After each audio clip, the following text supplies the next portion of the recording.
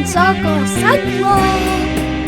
I'm Greg Cothran, Hudson, Marcus Harbowie, and this is the year that we beat Shrine. It's been 11 years of hard work and suffering, some of which we have not been all here for, but each year we've came back harder and harder, and this is the year we finally beat them. They scored 2 goals early on, their fan section was going crazy, and we were 1, 2, 3, shut them up, and we just held out for the rest of the game. We got to play with a broken wrist, a couple players injured their leg, and we still came out on top. Yeah, well, this game meant a lot to us because we're rivals, and every single time they bring their student section, we bring ours, head-to-head, combative, hardcore play every single time. Everybody's going after the ball. Like, there's a bunch of fouls. Everybody's trying to put their 100% into the game, and man, the energy's really tense out here. Yes, sir. It's been a minute since we beat them. The atmosphere couldn't be better tonight for both schools. It was a great game and a way to come back for us. So, yeah.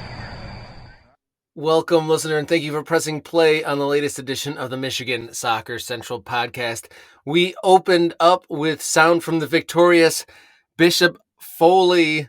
They had absolutely historic come-from-behind win over their arch rivals Shrine on Tuesday night. How's it going? My name's Robert Kerr, host of the Michigan Soccer Central podcast, your weekly dip into the world's game and the beautiful game being played right here in the Great Lakes State. Such a momentous moment for those young men on the audio. We had Captain Greg Cothran, Junior Aiden Lutzring, and Senior Marcus Harbowie. And you could feel and hear the emotion in their voice. Not only did they win their first time in the rivalry game in 11 years over Shrine, but the boys from Bishop Foley came from behind 3 goals in 12 minutes to get that historic win. Just the gravity of that moment and the drama of coming back from 2 goals to win 3-2 over your rivals with such emotion. They would be my nomination for this upcoming week's Team of the Week, a combination of Michigan Soccer Central and We Are Soccer. We combine all the nominations sent between our 2 accounts and nominate the Team of the Week. And this week it was Allen Park High School. They deserve it. Huge nod to Allen Park High School for being the Michigan Soccer Central We Are Soccer Team of the Week. They won with the nomination for doing a cleanup on campus ahead of the new school year's open house. So congratulations to Allen Park Boys Varsity. Kudos for your community service, because you can be nominated for the We Are Soccer Michigan Soccer Central Team of the Week with your on-the-field antics and off-the-field service. Anything positive, both on the field or off, can get you in there. And like I said, my nomination, I'm going to throw that in the chat. The Bishop Foley boys getting their first win over Shrine in 11 years, I think is momentous enough to give them my nod. On the program this week, though, we are going to hear some great segments. I got some post-game reaction in Hamtramck on Saturday night. Another draw at home, 0-0 between Detroit City FC and Indy 11 USL Championship action. I have the boss, Trevor James, as well as Grand Rapids native Brad Dunwell. The frustration was palpable. And check out the video I made. I made a 0-0 in 30 seconds video, and it kind of encapsulated what was a festive crowd, and everyone wanted to be up for it on the holiday weekend. Still got a good crowd in the gate, despite it being in the middle of a big holiday weekend. But it was pretty palpable, the frustration from the players, and there was kind of a bit of a fervor cycle, getting excited for half chances, and then it never able to reach a crescendo with a goal. So be sure to check out that video. And we have the post-game commentary from, or comments rather, from the boss and the main man in the midfield.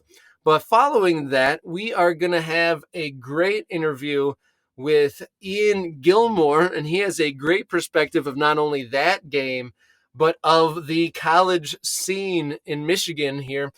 Just a couple games in, and we happen to be following the same games throughout the week, and he used to freelance for Detroit City FC, and just a couple months ago got a gig as I just wrote it down.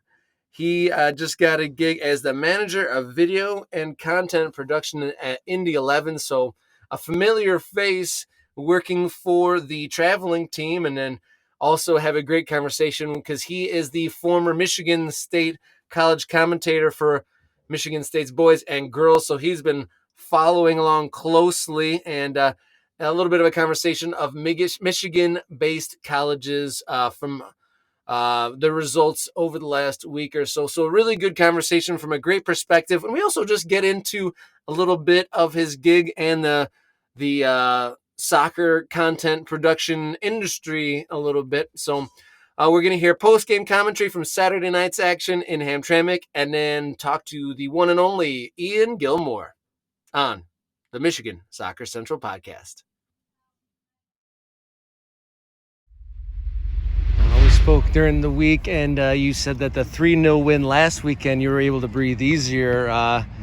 Were you more frustrated or nervous on the sideline during that tight 0-0 game? Today, I was more frustrated. I mean, I wasn't as nervous. I thought that, on the way the game was being played and where the game was being played, I thought maybe there would only be one winner in the game, which I thought was us, and so I weren't nervous of that. I mean, at the end, when they had a couple of runs at goal, you think, well, we could lose this 1-0 now after controlling the majority of the game. But it was more frustration of not being able to create chances and not being able to, our service in the box weren't quite good enough.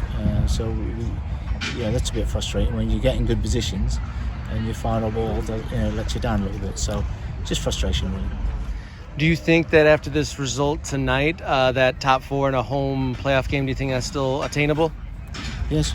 Yeah, I think it's still, obviously we have 7 games, so and they're all games that we'll go out to try to win, and we have some tough games to play. They're all tough games to play, but it's attainable because everybody can beat everybody. So the teams that that we'll be chasing will also have tough games. So it's attainable, but it's a tough job, but we'll be trying to do it. What do you make of your opponents next weekend as you travel out to Colorado?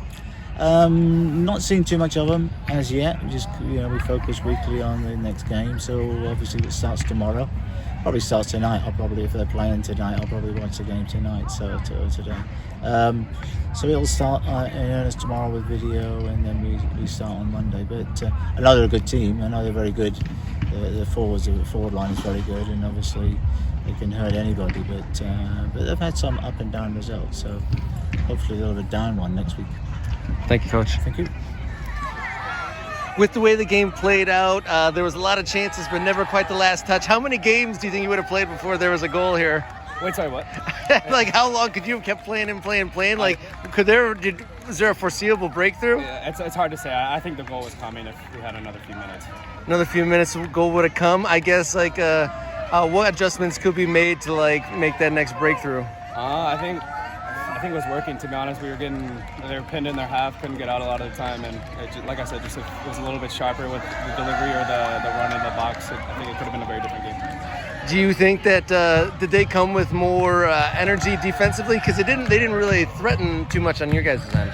Yeah, to be honest, I think it came to the point where they were content with the draw, and I think it showed, and they got it. So I guess respect to them for that. Yeah, so you think that was their game plan, draw no matter what? Probably not going into the game. It's hard to know for certain, but come late second half, I think they were definitely happy with the point. Well, you got man of the match. What does that mean, winning man of the match, but not winning all 3 points? It doesn't mean anything to me, to be honest. I appreciate the recognition, but I'd much rather have 3 points. Thanks, Brad. Appreciate it. Thanks, guys. This is Michigan Soccer Central Podcast, back with you. A familiar face, recently leaving the state of Michigan, but right back here in the Great Lakes State for the holiday weekend. Talk a little bit of Indy versus Detroit City FC, and then pull back to Michigan State and some college soccer. Thank you for joining me. The manager of video and content production for Indy 11, Ian Gilmour. Thank you for joining Michigan Soccer Central Podcast. Yeah, of course, Rob. It was great to see you at the weekend, and good to talk some. It's always good to talk soccer. I can't do it too much these days when I'm out of the office. It takes up my whole time at work, so we got to talk about other things. But good to be with you here and ready to talk some soccer, man. Yeah, it was funny seeing you in such a familiar spot at Keyworth Stadium, but I had to do like a double take. I was like, oh, no, wait, but he doesn't do the job that job for the same team. So working for Indy 11 now. First job out of state, am I right? Tell us what you're doing for Indy 11. Yeah, so you said the official title, manager of video and content production. So pretty much all the video stuff that you'll see on our socials, our YouTube channels, is me doing the producing, the shooting, the editing, post production, and so it's kind of a one-man band effort here. And it's everything from commercials that will run on TV to try to get butts in seats, to little question of the day videos, to more produced and long form pieces like when we have dropping this Friday, given like a behind the scenes look at our rivalry week when we played Louisville and then Detroit this past week. So anything video is kind of just what I do, and that's commercial and more team side stuff as well. All right, be sure to check out Ian's work at Indy 11, the foe of the past weekend for Detroit City FC, a team that you know a lot about as well, because you did similar things for Detroit not too long ago, and you were at the game. 0-0. What did you make of the night as a whole? Yeah, I think from a neutral perspective, it was probably frustrating. It wasn't a game with a ton of chances either side. I say this, I don't speak for Indy 11, so I just want to make that clear. I'm not a mouthpiece for the club.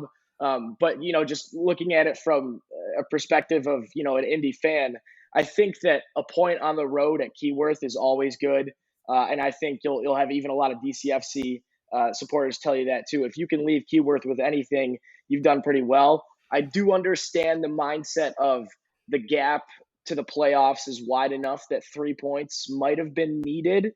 And so I do understand, the people that are saying, why didn't they go for 3 points? I get it. But I also think that if you can go to Keyworth, frustrate the opponent, frustrate the crowd, and leave with a point, you've done something right.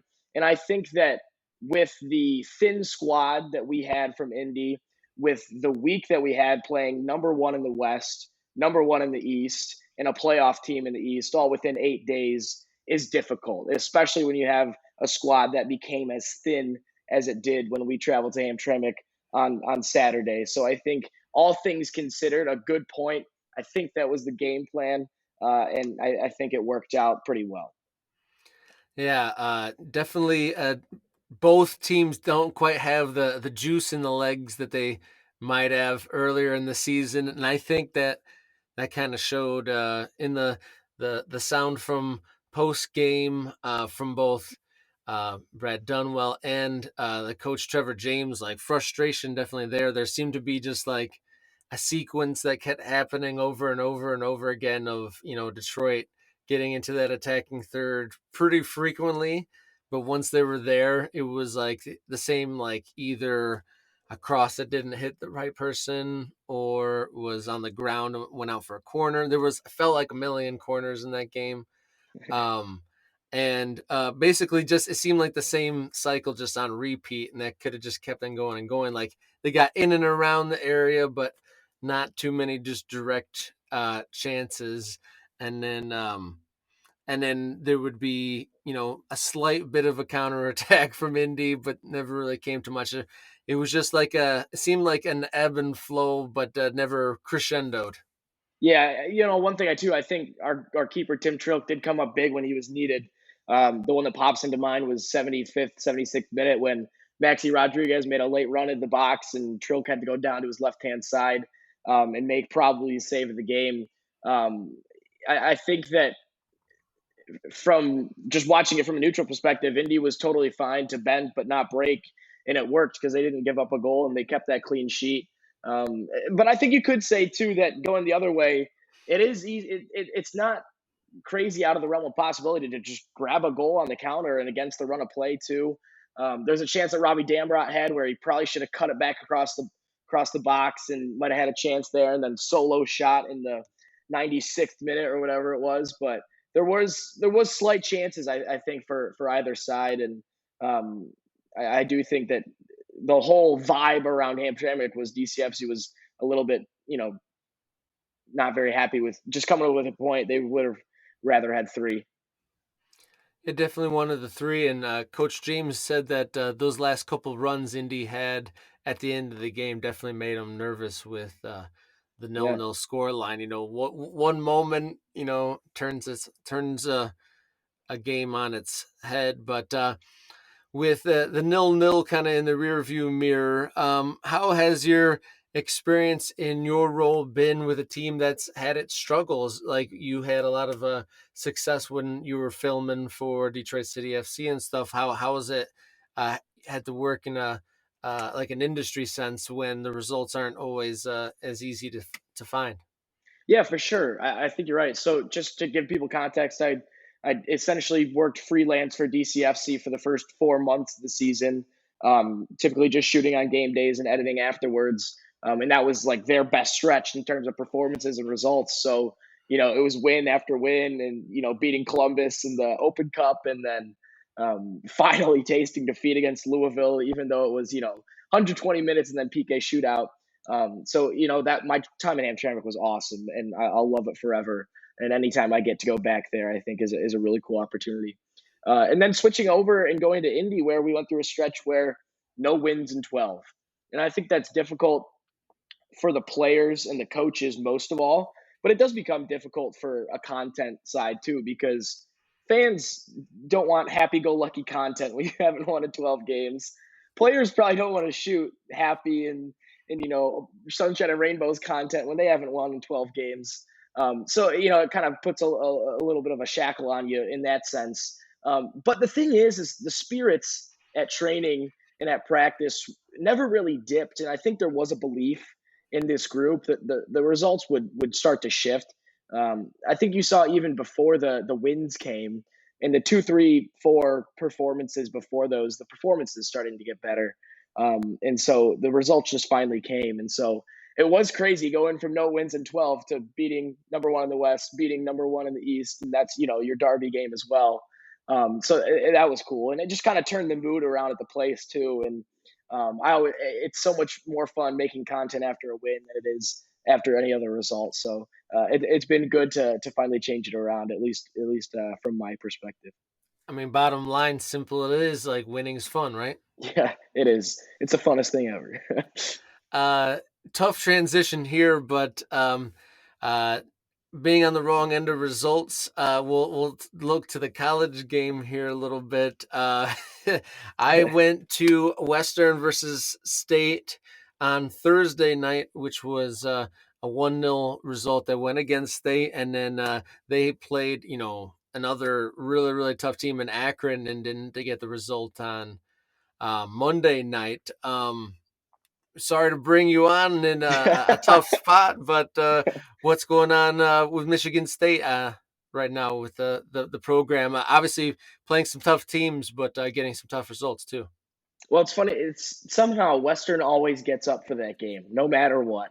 I think it's a thing with in-state opponents too. I was told that Western has a 15-game streak of not losing to in-state opponents going right now. And that's just insane considering the caliber of at least just Michigan and Michigan State. And then you add Oakland to the mix as well. And that's insane. One of me and my buddies that covered MSU when we were in school, one of our just favorite players to just watch and spectate is Sharp for Western Michigan number 25. And we call him an agent of chaos because he gets in the other team's head. and he tantalizes them and taunts them, and then he backs it up with his play. I think he got the assist on the one goal against Michigan State on Thursday. And then you go to his Akron. friends were an impromptu cheering section for Western. Right. We were actually incidentally sat right next to them, and Really? they definitely he was definitely a standout, and impromptu Western sectional by his buddies. Yeah, and they'd love to banter with the Rowdies as well, which I think just in and itself is a good thing for college soccer. If you can have banter between players and supporter groups, and it stays healthy and it doesn't get nasty, then it's great. But then you come off that loss, and that comes after a loss against Notre Dame, where you were really out of it for 60 minutes. And I understand Notre Dame, top 5 team in the country. I do think that college soccer rankings don't really matter until you get to like October, because you don't know what each team has. But that's a team that went to the College Cup in Notre Dame, and you almost mounted a comeback against them like you did last year. But a 3-2 loss probably looks better on paper than it was to the eyes. Then the loss to Western, and then you have to travel to Akron, who's top 15 in the country right now, who you haven't won against since 2016, and playing on the road against them is just difficult. It was another game. It kind of felt like the Notre Dame one a little bit to me. They didn't have the goals that Notre Dame did, but Akron went up early and then kind of controlled possession, controlled the game, and then got that insurance goal late on. And so I think the one thing about this Michigan State team is this freshman class is better than I think I saw in my 4 years as a total class. I don't think we've seen 3-4 freshmen start pretty consistently this early in the season since probably at least 2018, when it was Perkins and Mutatu and Jack Beck. And I think this group of freshmen is really encouraging. And so I think it's going to take these growing pains. And granted, too, that Michigan State's out-of-conference schedule is always very good. And Damon Rensing talks about how he always wants to schedule those games so that when they happen in the postseason, his team is ready for them, and they've been in those situations before. But I do think it will have some growing pains this side, just figuring out who is best in the starting 11, who's best coming off the bench, how these players can fit together, because these freshmen haven't played with the guys on the team before, and these guys on the team have played together for 2, 3, 4 years. So I think it'll take a little getting used to, but I'm really encouraged by what we've seen performance-wise so far. Yeah, there was a lot of familiar names out there, especially like you said in that freshman class, even past guests on the show, like Jack Gugames and many others, and lots of OCFC faces out there. Yeah, too. It was a fun night, and I really like the atmosphere out there at DeMartin Field. Like no campus place like was it. in what's that? No place like it. I love that place. I miss it so much. Yeah, it was my first visit, and I hadn't really ever spent much any time on campus there, at least not in the daylight hours back in the day. But yeah, what an atmosphere! I mean, the grandstand was definitely packed, and it was buzzing. And you mentioned the Western team definitely jawing with the student section. I was actually very surprised at how the whole Western team, after they scored the goal, went over in front of the student section. And while they definitely had a go at each other, I was impressed that nobody threw anything, because I mean, Right. they were right in the the crosshairs. That definitely easily could have happened, but it didn't. That was good. So there was definitely some intensity there, and high marks for the atmosphere, and the goal was well taken. And in that game, the Western versus State one, they had at least 2 golden chances that they had created for themselves. Centering pass, and the forwards didn't finish it off on like at least 2 separate occasions. There were very good chances. They could have turned that score line around, but I remember the Zach Babiak one is the one that sticks out in my mind as one that you have to score, especially playing Division I college soccer. You just have to put it in the back of the net, and it's one that you look back on and you're like, oh, that's 1 point that could turn into 3. Instead, it's 0. Yeah, Yeah, I mean, it really could have gone that way. It was a scrappy, very physical game, and there was just a couple, like I said, a couple just a couple defining moments, couple moments of good football, and Western's capitalized on one of theirs, and the two or three that State created didn't happen. And did you get to see the game against Akron in much detail? Yeah, a little bit. I was driving, so I was listening to it more than trying to catch glimpses on dead highways. But I think just kind of reiterating what I said before, I think that the play from the freshmen, especially, is encouraging. I do think that the biggest issue we've seen so far is where will the goals come from. Losing Farai Mutatu, I think, is big. Jake Spadafora has looked really good, I think, early season. Um, I'm wondering where my guy Gianni Ferry is because he hasn't played yet this season. I'm assuming he's got a knock because I think he is one of their best goal scorers on the team. So I hope he can get into the team pretty soon and provide some goals for him. Stepping outside of your state uh, view, we talked about Western a bit. Looked good in the win this last Thursday, and then getting a winner at the absolute, like a buzzer beater, college soccer buzzer beater, to be off Wisconsin here tonight on Tuesday. What can you say about them? I mean, we covered them pretty good, but any more words on them or any other Michigan-based college teams? Well, that goal and that sequence was incredible. First of all, it was a glorious ball whipped in. Especially you hear the announcers counting down from 10, and the PA announcers counting down from 10 behind you. And in those moments, you're just trying to go as fast as possible. So to have the composure to still play a quality cross in, it was whipped in with a magical left foot, and then a great finish at the back post. It wasn't easy. It was on the volley, just uses instep and goes past the keeper. And I would never change the rules of professional soccer, but I do love when we get a buzzer beater in college. I think it's one of the most magical things ever. Western looks good. They look really impressive. They have a win over Michigan State. They have a win over Wisconsin. They play Northwestern this week. If they go 3-0 against Big Ten teams, boy, what that could do for an NCAA tournament resume if they don't win their conference. And then they move into the conference and they've got some tough teams to play. If they keep winning, that's going to be a dangerous team come November. Yeah, impressive stuff there. I saw a good college soccer countdown moment at Oakland University last year against University of Michigan. The Wolverines got a buzzer Yes. beater at Oakland last year, and I saw that. That's one of the few videos on the Michigan Soccer Central YouTube channel. Actually, is that buzzer beater, which I agree. Like I wouldn't want to change anything, but it is pretty rad moment to Yeah. hear the PA announcer count down the seconds in the game. That's pretty cool. That definitely adds another layer of urgency to the mix and a definitive end. It's a pretty cool aspect of college soccer.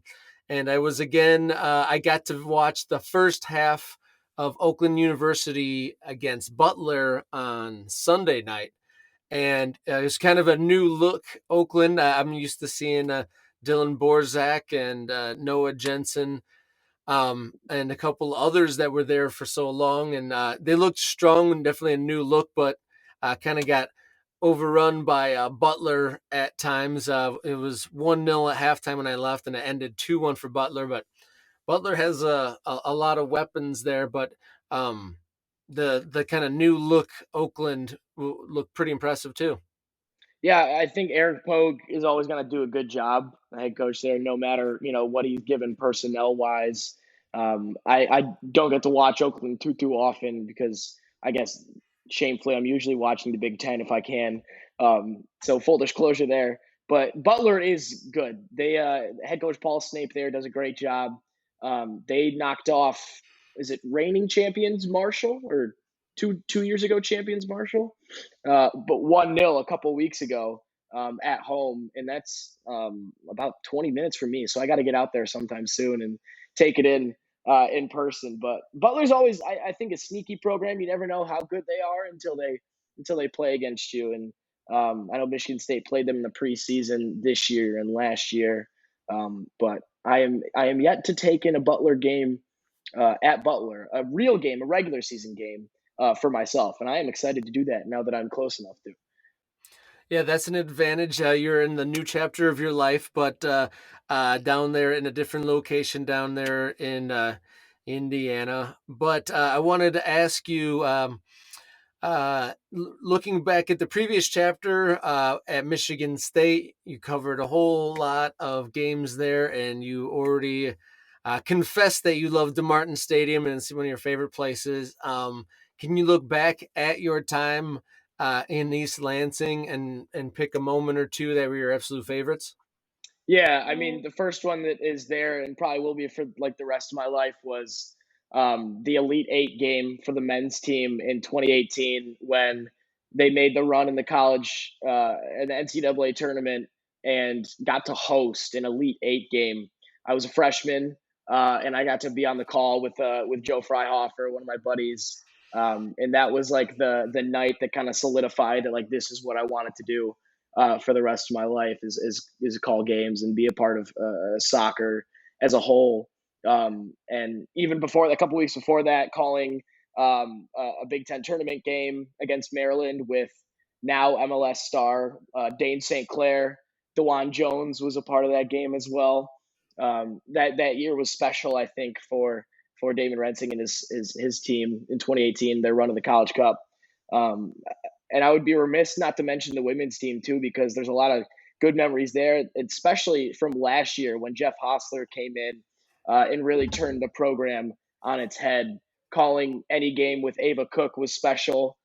She's going to play for the national team in the next 3 years, I think. We actually, one of the players that on the national team tonight when they played against Nigeria, her name was Sam Coffey, played for Penn State and got to call her game when they came and played Michigan State in the last game of the regular season last year.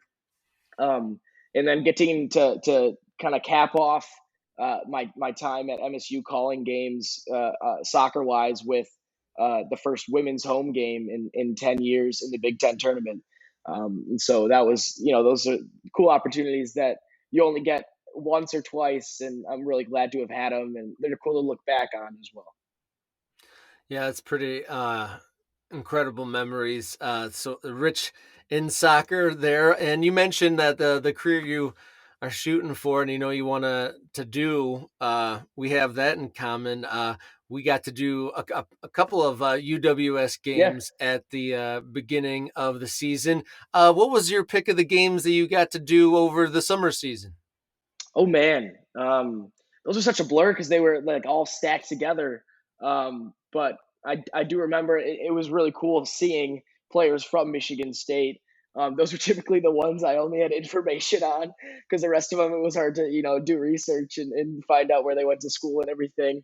But yeah, just seeing them in a different environment, I think was really cool. And then, seeing the younger players they were playing with and how they, could improve them and be mentors and stuff like that. So yeah, that was a fun time. And however brief it was in the beginning of the summer, it was fun to call those games. And with the new chapter where you are now, what's your favorite shot or project that you've done for Indy?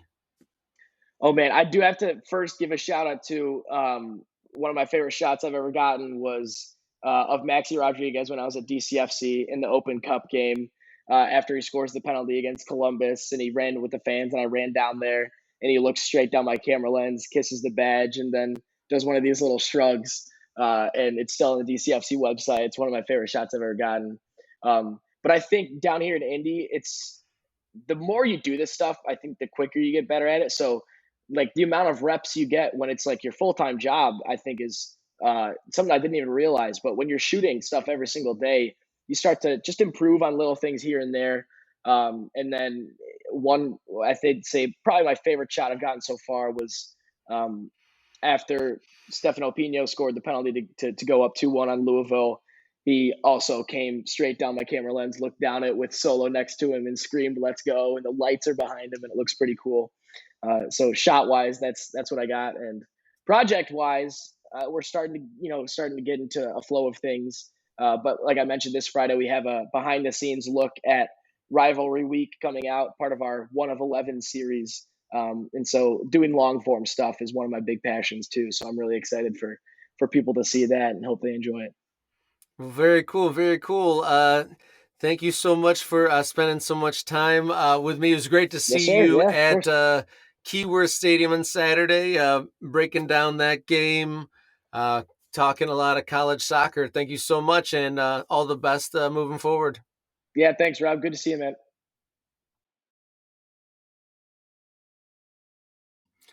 That about does it for this episode of the Michigan Soccer Central podcast. Thank you so much for listening throughout the episode. Thank you to my guest, Ian Gilmour, from his great perspective from being very closely tied to not only the Detroit City FC Indy 11 matchup, but the college soccer scene as well. And then, of course, to the staff and the playing crew for Detroit City FC for granting me the access to get those interviews. And thank you to Coach and Brad Dunwell, of course, and all the guests we've had on the Michigan Soccer Central podcast. Thank you so much. We're just a few episodes into this being a YouTube series, but go back to Spotify and there's well over a year's worth of weekly podcasts to check out there, Michigan Soccer Central, and be sure to check out Michigan Soccer Central across all the social media platforms. So thank you to Jenny Hajnaki for editing this podcast once more. And thank you to the Michigan Soccer Central core team. And until next time, enjoy your soccer.